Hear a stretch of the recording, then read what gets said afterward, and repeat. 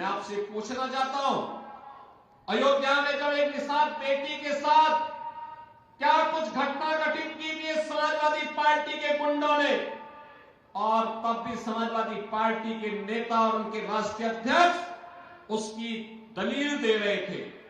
बहनों और भाइयों, बेटी तो सबकी होती है। बेटी के साथ अगर कोई इस प्रकार का जुर्म करेगा, इस प्रकार का अत्याचार करेगा, तो हमारा तो संकल्प ही है कि उस दुष्कर्मी के लिए फिर जगह नहीं, उसकी जगह केवल और केवल जहन्नुम में हो सकती है, बाकी उसके लिए कोई जगह नहीं हो सकती। और हमारी सरकार पूरी मजबूती के साथ खड़ी रही उस परिवार के साथ, पीड़ित परिवार के साथ।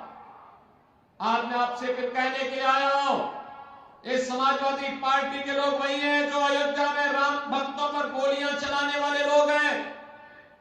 ये लोग कोई भी महाराज सुहेलदेव के स्मारक पे नहीं जाता था, क्योंकि इन्हें भय था कहीं मुस्लिम वोट बैंक खिसक न जाए। लेकिन भारतीय जनता पार्टी ने एनडीए में मिलकर के बहराइच में महाराज सुहेलदेव का भव्य स्मारक बनाया है।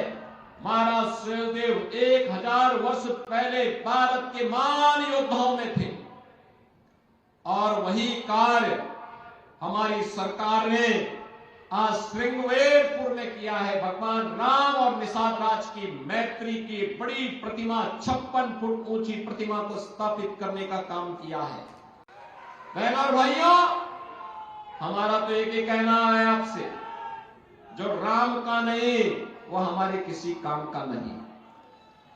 हमारी प्रेरणा तो एक ही बात को लेकर के है कि जाके प्रिय राम वेदे ही तजिए ताई कोटि बैरी सम यद्यपि परम स्नेही। जो भगवान राम के प्रति श्रद्धावान नहीं, जो भगवान राम के प्रति श्रद्धा और भक्ति का भाव नहीं व्यक्त कर सकता है, और भले ही आपका कितना नजदीकी मित्र हो, रिश्तेदार हो, सगा संबंधी हो, उसको वैसे ही छोड़ देना चाहिए जैसे किसी दुश्मन को छोड़ा जाता है। बहनों और भाइयों, एक सनातन वाक्य है, और यहां पर तो आपके सामने परम राम भक्त धर्मराज निषाद को भारतीय जनता पार्टी और एनडीए ने प्रत्याशी बनाकर के आपके बीच उतारा है। आपने पिछले 2 वर्ष 2 महीनों के दौरान कटहरी में हो रहे विकास के कार्यों को आगे बढ़ते हुए देखा होगा, यहां की कल्याणकारी योजनाओं को आगे बढ़ते हुए देखा होगा। अच्छा जनप्रतिनिधि चुना जाएगा।